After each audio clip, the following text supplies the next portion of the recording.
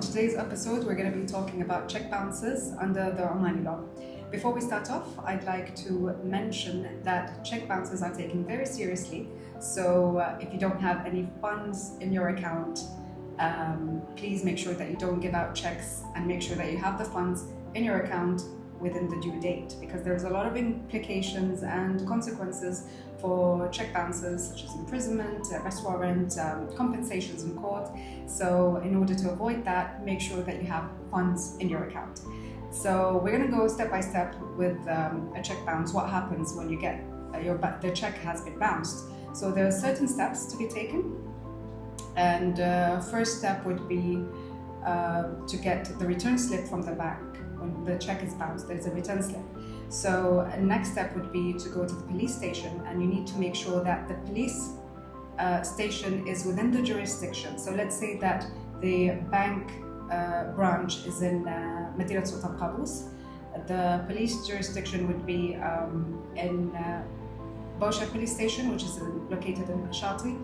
Let's say that the bank branch was in Qaram, for instance, it would be Watiya police station, and so on. So you need to make sure that your file is, or your complaint is filed in the right place in order to avoid, wasting time. There's of course a time limit for that, which is a period of 6 months. If you file after the 6 months, you can't file a criminal case, but there is another way for you to get your amount back by filing a civil case. Obviously the criminal has its own implications, and the civil case you would still be getting, your check amount back with a verdict from the civil court. Next step would be the police station. They would incur an investigation. There would be probably the defendant would need a financial guarantee or a personal guarantee. The next step after that, where the file would be transferred to the prosecution.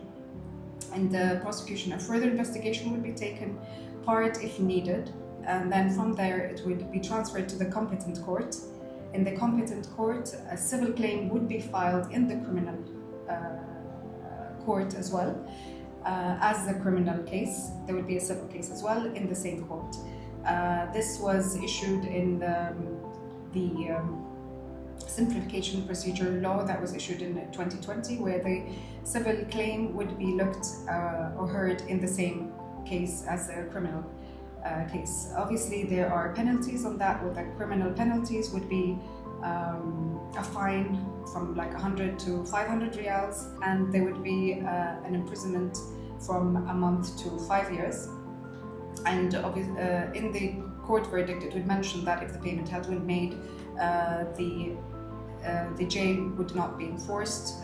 Depends on the verdict, of course, at the end of the day. And obviously in the civil claim you can file also for compensation for damages of the delay to get the amount from the check.